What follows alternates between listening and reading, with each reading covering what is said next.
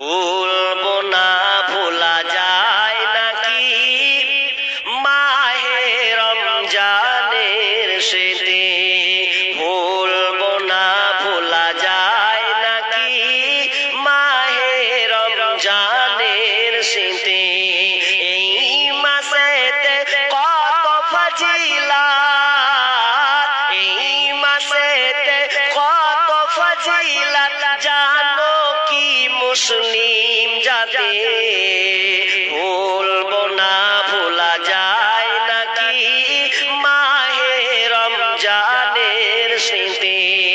আল্লাহর সেই পবিত্র কালাম মহাগ্রন্থ আল কোরআন, কি মহিমা এই মাসেতে হয়েছে তার আগমন, যার কারণে এত সম্মান করেছেন প্রভু রহমান।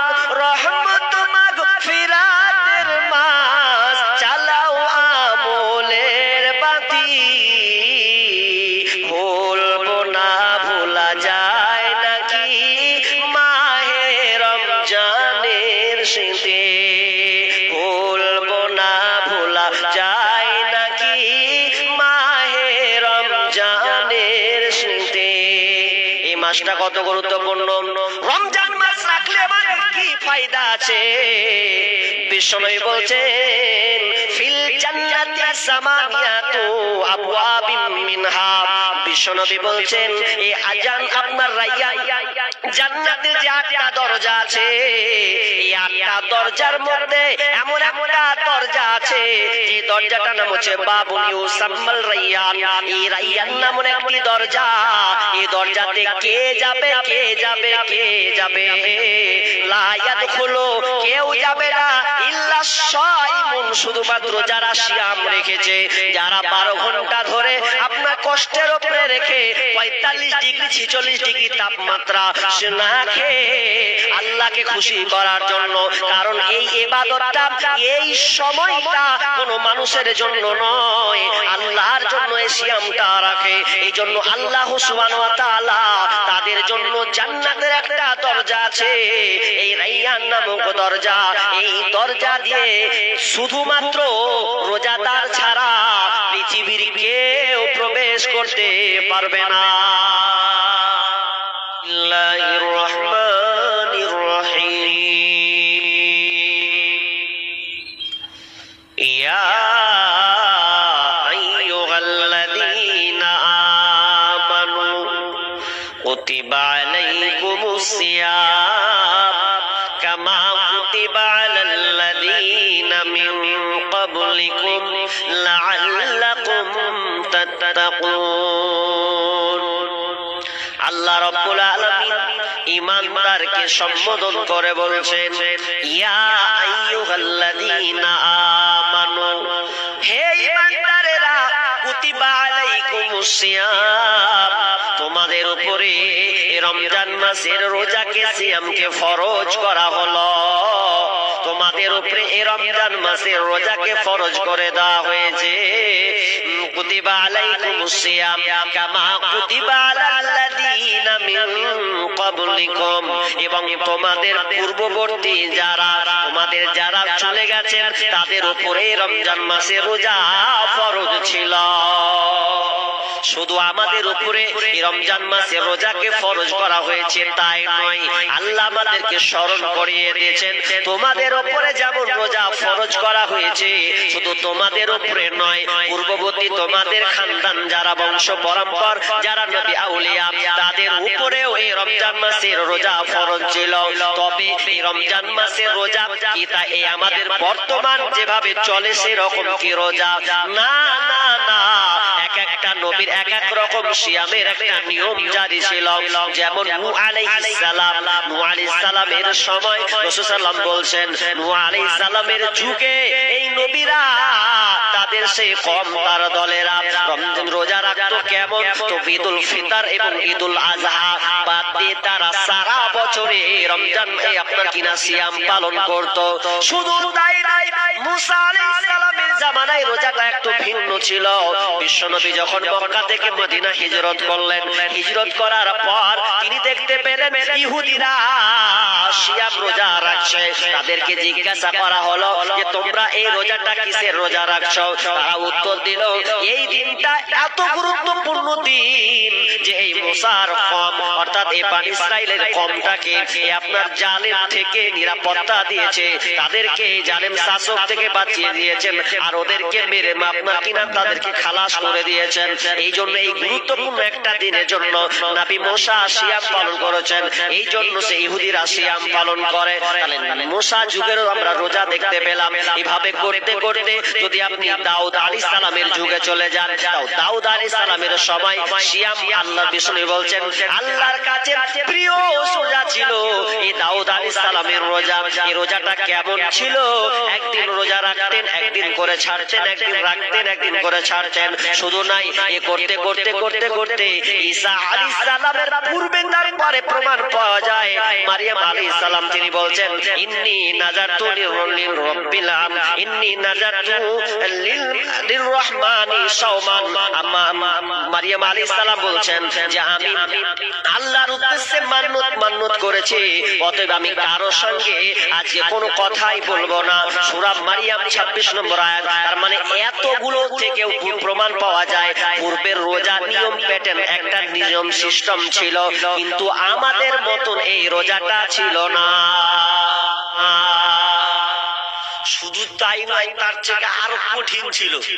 দ্বিতীয় হিজরিতে এই রমজান মাসের রোজা ফরজ হলো দ্বিতীয় হিজরিতে, কিন্তু তার পূর্বে যে রোজাগুলো ছিল খুবই জটিল, এবং রোজা হলো তারপর রোজা হয়েছে খুবই জটিল। কেমন জটিল?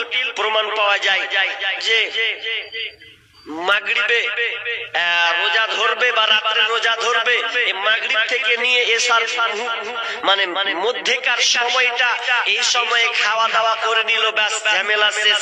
এবার তারপর যখন রোজা ভাঙবে বা ইফতার করবে, তো ইফতার করার সময় ও খাবার খেতে হবে, তা ভাঙতে হবে।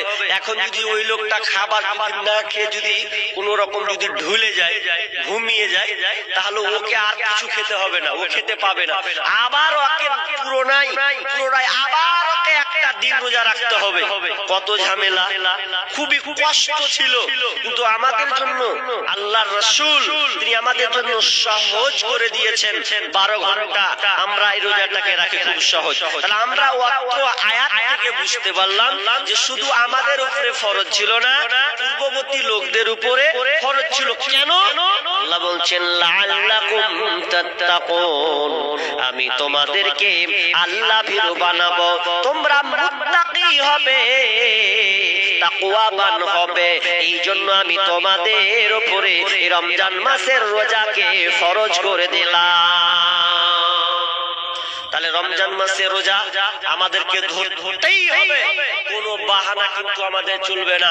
এখনকার লোক দেখবেন, কিছু লোক আছে দেখবেন এই যে রমজান মাস আর কটা দিন বাকি আছে, এখন থেকে লোক ওকে বলতে হবে না, ও দিন গুনবে কদিন আছে হে, আর যেদিন হয়ে গেল ওর অ্যাপেন্ডিসাইড শুরু হয়ে গেল, মানে কি ও রোজা রাখবে না, সেইগুলো রু মানে একদম একেবারে রোগী হয়ে গেল, বাহানা খাটাবে। এখন পাথর, খুব পাথর আছে পেটে, রোজা রাখতে পারবো না, ডাক্তারে মানা করেছে, কি ওর বাহানা? কা একবার একখানি করে চাঁদিতে তেল মাখবে, বলবে ব্যারাম। কি হলো চাচা? বলছে ব্যারাম হয়ে গেছি। কেন? যে সামনে রোজা আসছে ওই জন্য ব্যারাম। রোজা রাখবে না। অনেক লোক আছে স্ত্রীকে আগে বলছে ভাত দে, লাগা দুয়ার, ভাত ফুল। এখন স্বামীর মেয়ের বাঁচার লেগে ওকে ভাত খাইতে হবে, কিছু করার নাই। এখন খায়ও বসে বসে।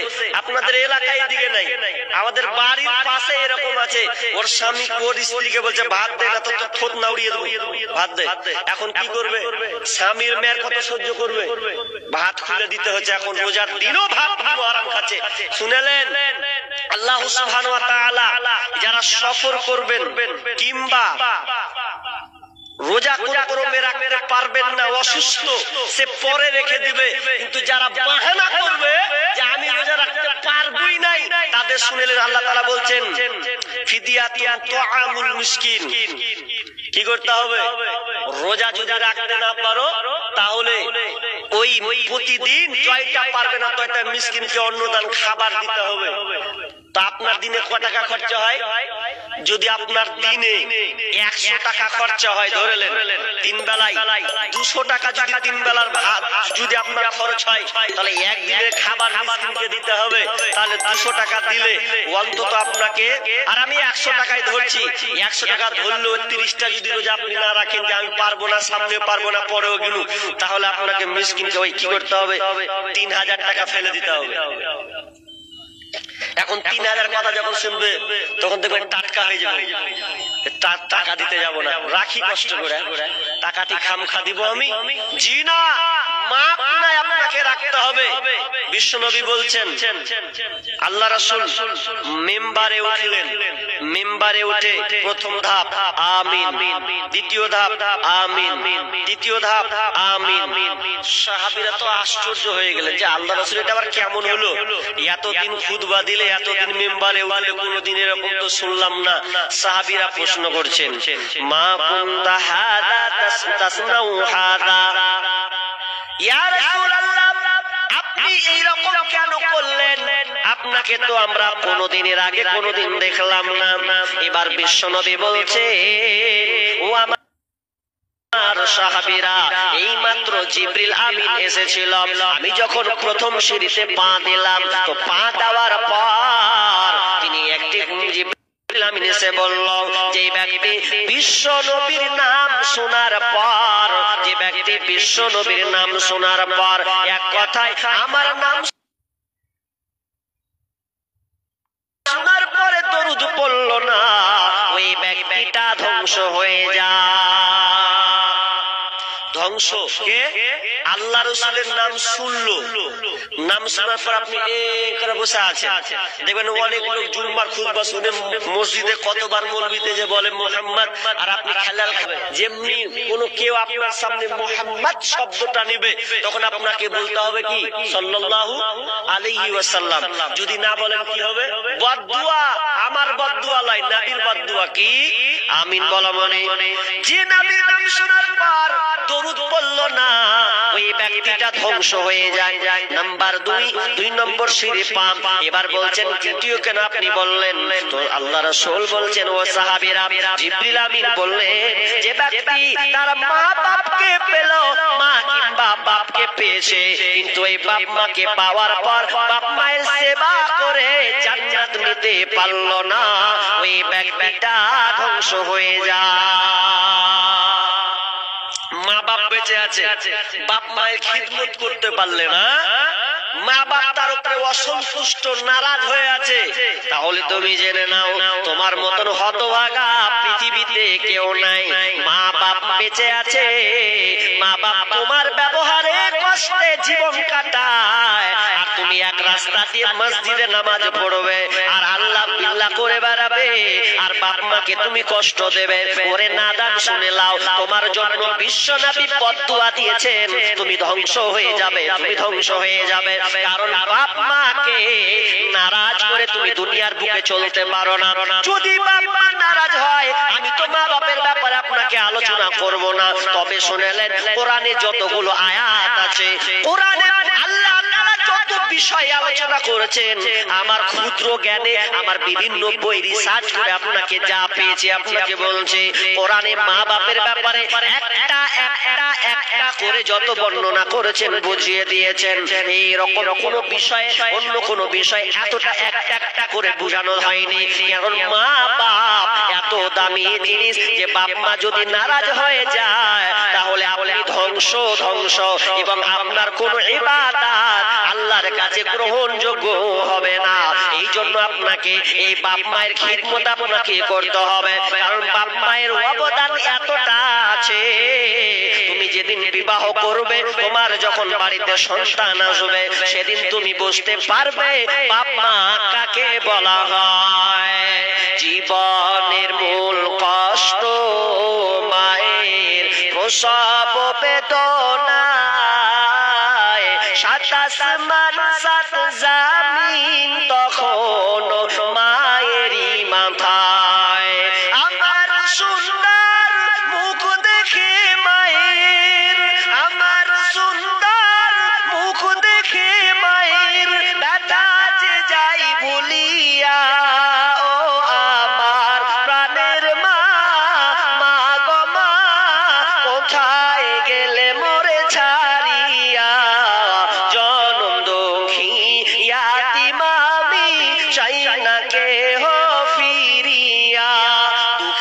কষ্টে মায়ের জীবন আমাকে নিয়া শোধ করিতে পারিব নারী এই জীবনটা দিয়া দুঃখে কষ্টে মায়ের জীবন আমাকে নিয়া শোধ করিতে পারিব নারী জীবনটা দিয়া ঘুমের মাঝে মাকে দেখে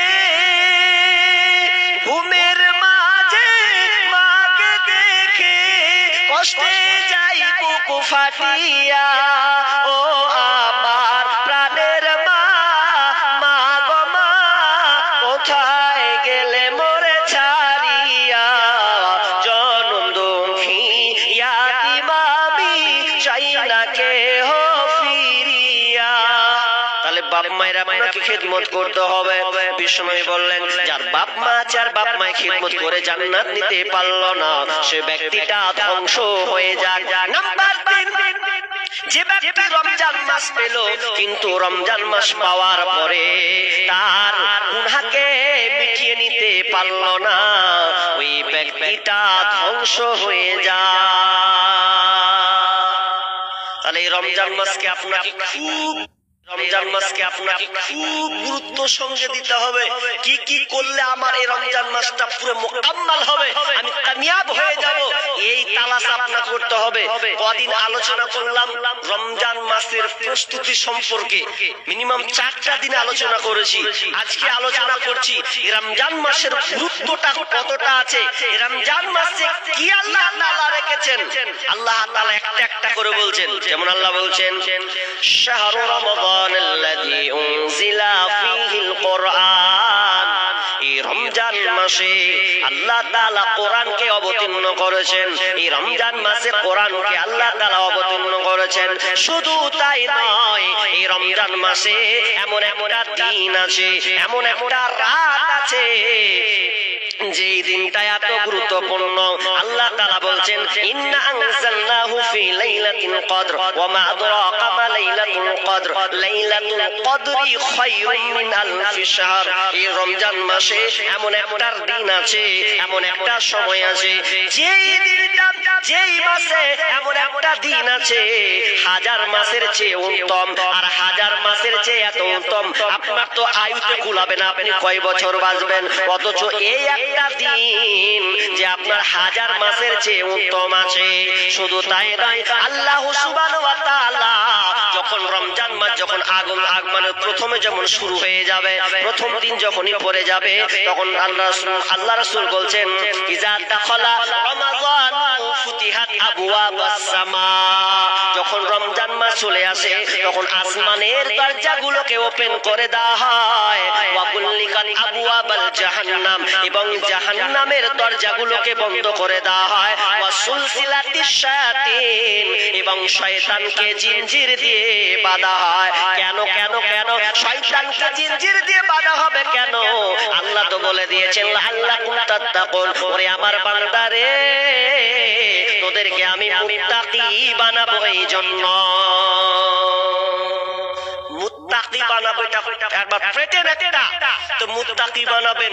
আচ্ছা হাজি একটা কথায় দিয়ে নিয়েছেন কিনা দেখেন তো। আমি 3 নম্বরে বললাম, আল্লাহ বললেন যে রমজান মাসে শয়তানকে জিনজির দিয়ে বাঁধা হয়। আচ্ছা এই শয়তানকে যদি জিনজির দিয়ে বাঁধা হয় তাহলে মানুষ তাহলে পাপ কাজ করবে না?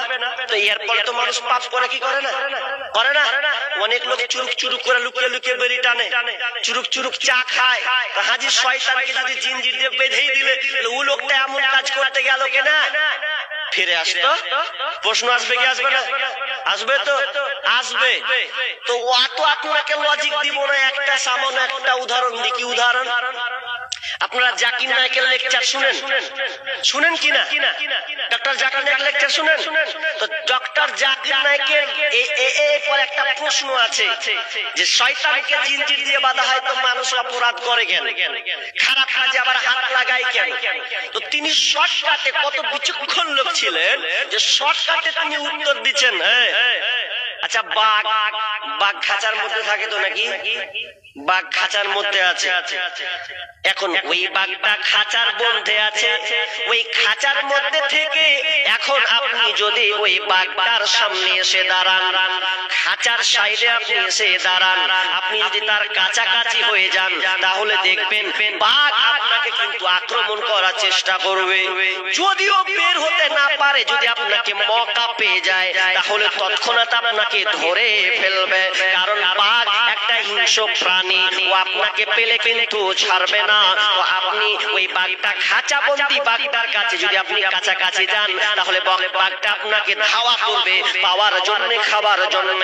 ঠিক তেমনি ভাবে আপনি ওই পাপা কাজের লিপ্ত, আপনি যেখানে পাপ আছে আপনি জানেন এটা হচ্ছে অশ্লীলতার কাজ, এখানে খারাপের কাজ, এটা হচ্ছে অন্যায়ের কাজ, আর ওই অন্যায়ের কাজটাতে আপনি নিজেকে জেনে বুঝে আপনি কিন্তু যাচ্ছেন, ওটা আপনি জানছেন এটা হচ্ছে খারাপ কাজ, আর এখানে আমাকে এখন যেতে দেওয়া হবে না, ওখানে আমি যাব না। তার মানে আরেকটা উদাহরণ আছে যে আপনি ওই কাজে অভ্যস্ত হয়ে গেছেন, আপনি প্রতিদিন কন্টিনিউ ওই কাজে আপনি নিয়োজিত আছেন, এই জন্য আপনার সঙ্গে তার সম্পর্ক একটা হয়ে গেছে। ডক্টর জাকির নায়েক বলছেন যারা বাঘের কাছে এসে তারা তাকে তো ধাওয়া খেতে হবে, ঠিক তেমনি ভাবে যদি মদের কাছে গিয়ে ফিরতে হয় তাহলে ওকে মদের আক্রমণ, ওকে মদ হাত ধরতে হবে। তাহলে এইরকম করে তার পাপের কাজে তাকে নিমজ্জিত হয়। তার মানে আমরা বুঝতে পারলাম আমরা পাপের কাজে নিজে থেকে আমরা নিয়োজিত হওয়ার চেষ্টা করি। তাহলে এতগুলো কথা আমি আপনাকে বললাম, তাহলে রমজান মাস কেন আপনাকে মুত্তাকি বানাবে? কি আছে এতে? বরকত আর বরকত আর বরকত। আপনি নিতে পারলে লুটেলেন, কিন্তু আমরা হতভাগা। এই রমজান মাসকে কিভাবে আমরা চালাবো এ নিয়ে আমাদের কোনো মাথা ব্যথা নাই। আর কটা দিন বাকি আছে, কি হবে আপনার? জি না। তাহলে রমজান মাস আপনাকে গুরুত্বপূর্ণর সঙ্গে আপনাকে মেনে চলতে হবে। আমরা ভুলে গেছি, উদাসীনতায় ভুগছি। রমজান মাস কত যে গুরুত্বপূর্ণ আমরা বেখেয়াল হয়ে গেছি। জি না, ভুলবো না, ভোলা যায় নাকি মাহে রমজানের স্মৃতি? ভুলবো না, ভোলা যায় নাকি মাহে রমজানের স্মৃতি? এই মাসেতে কত ফজিলাত, এই মাসেতে কত ফজিলাত জানো কি মুসলিম জাতি? ভুলবো না, ভোলা যায় নাকি মাহে রমজানের স্মৃতি? আল্লাহর সেই পবিত্র কালাম মহাগ্রন্থ আল কোরআন, কি মহিমা এই মাসেতে হয়েছে তার আগমন, যার কারণে এত সম্মান করেছেন প্রভু রহমান। রহমত মাগফিরাতের মাস, চালাও আমলের বাতি। ভুলবো না, ভোলা যায় নাকি মাহে রমজানের স্মৃতি? ভুলবো না, ভোলা যায় নাকি মাহে রমজানের স্মৃতি? এই মাসটা কত গুরুত্বপূর্ণ। রমজান মাস রাখলে আমাদের কি ফায়দা আছে? বিশ্বনবী বলছেন ফিল জান্নাতি সামানিয়াতু আবওয়াবিন মিনহা। বিশ্বনবী বলছেন এই আজান আপনার রায়্যান, জান্নাতের যে 8টা দরজা আছে, এই 8টা দরজার মধ্যে এমন একটা দরজা আছে যে দরজাটার নাম হচ্ছে বাবুল ইউসাম্মাল রায়্যান।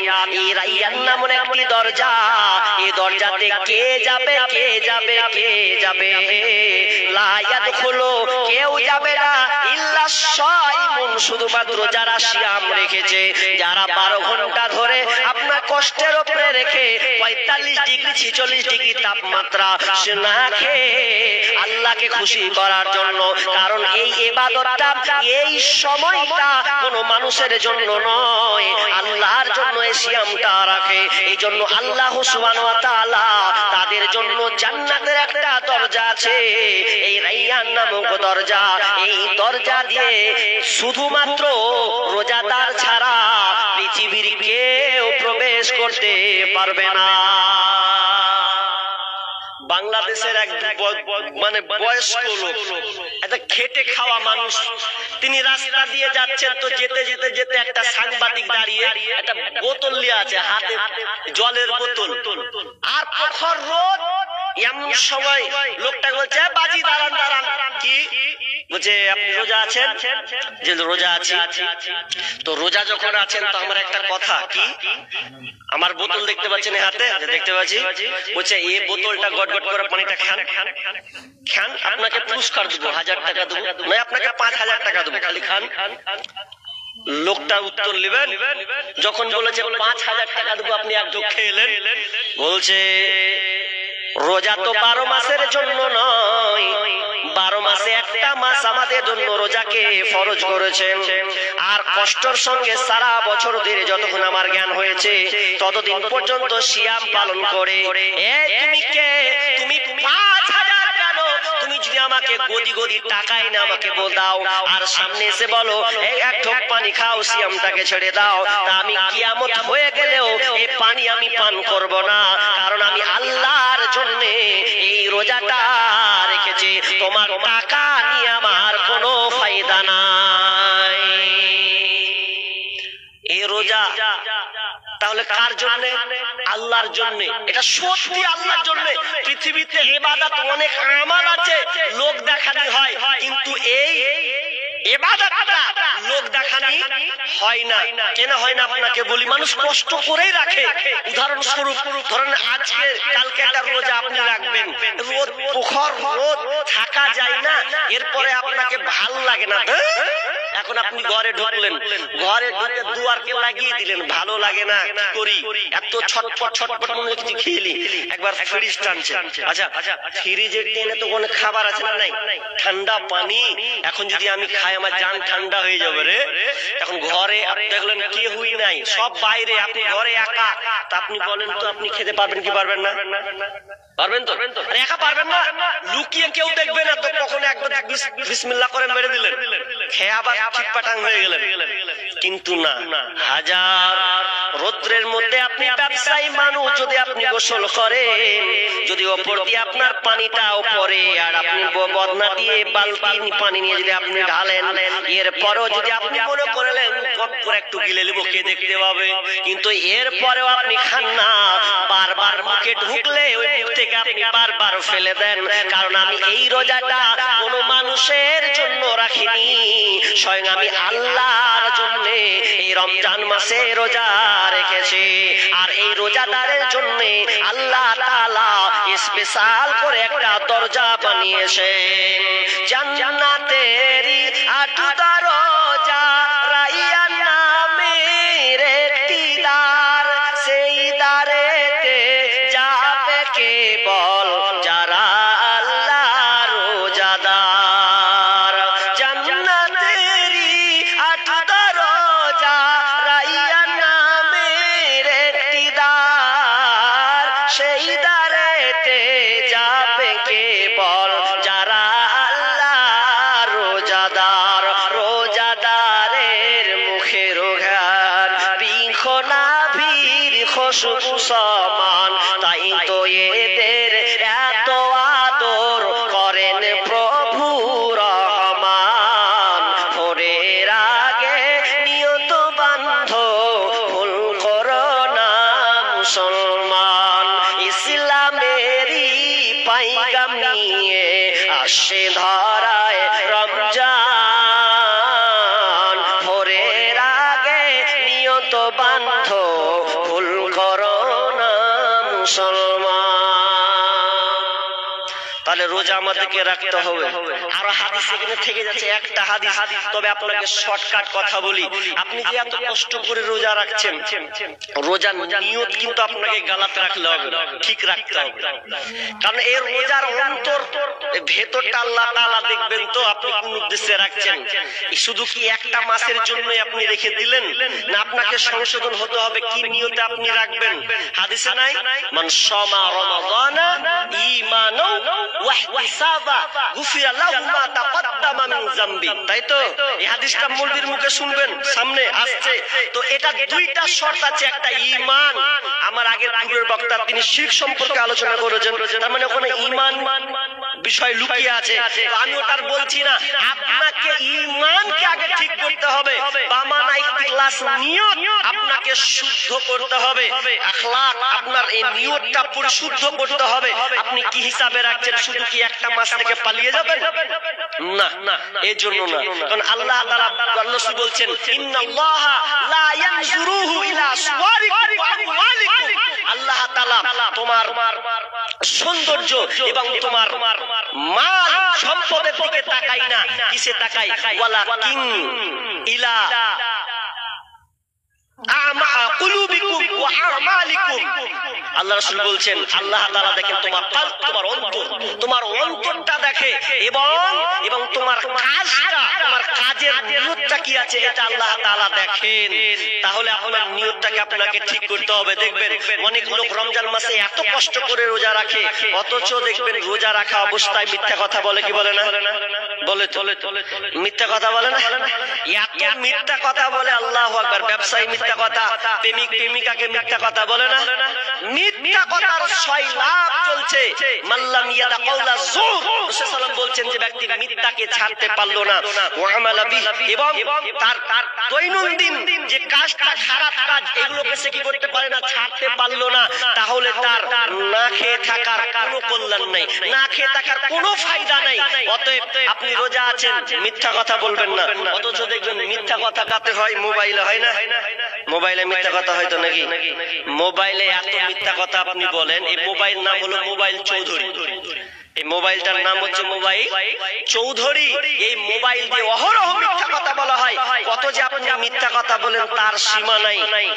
এর জন্য আপনাকে সতর্ক থাকতে হবে, আপনাকে হতে হবে, যাতে আমার এই রমজান মাসের কষ্টটা, রমজান মাসের এই মেহনত আপনি এত কষ্ট করে রাখছেন, খবরদার আল্লাহ রাসূল যেগুলো বিরত থাকতে বলেছেন, খাওয়া পান করা, স্ত্রীর সঙ্গম, এগুলো দিনের বেলা হারাম, রাতের বেলা করতে পাবেন।